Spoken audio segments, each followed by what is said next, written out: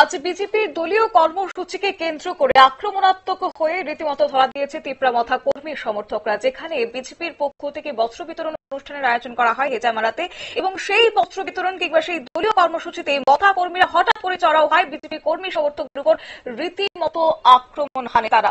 এমনই অভিযোগ উঠে এসেছে এবং সেই অভিযোগকে সামনে রেখে সেখানে বিজেপির জনজাতি নেতা মঙ্গল দেববর্মা কিন্তু আহত হয়েছেন আজকের এই সংঘর্ষে, এবং আহত অবস্থায় মঙ্গল দেববর্মাকে শারীরিক অবস্থার খোঁজ নিতে আজ জিবি হাসপাতালে পৌঁছান সাংসদ বিপ্লব কুমার দেব। কি বললেন আজ তিনি, শুনুন।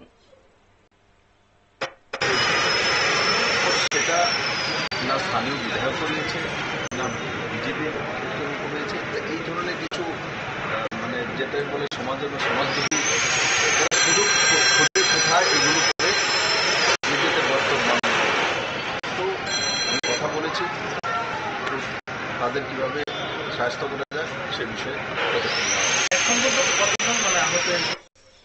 আপনারা শুনলেন আজ রাজ্যের প্রাক্তন মুখ্যমন্ত্রী অর্থাৎ সাংসদ বিপ্লব কুমার দেবের বক্তব্য, এবং তিনি মঙ্গল দেববর্মার শারীরিক অবস্থার খোঁজ খবর নেন এবং কিভাবে তাদেরকে সুস্থ করা যায় সে নিয়ে ব্যবস্থা গ্রহণের জন্য তিনি বলেছেন। এছাড়াও আজকের এই বিষয় কিংবা এই যে সংঘর্ষতা রাজনৈতিক সংঘর্ষ নয় বলেও কিন্তু জানিয়েছেন সাংসদ বিপ্লব কুমার দেব। নিয়ে নিচ্ছি ছোট্ট একটি বিজ্ঞাপন বিরতি, সঙ্গে থাকুন।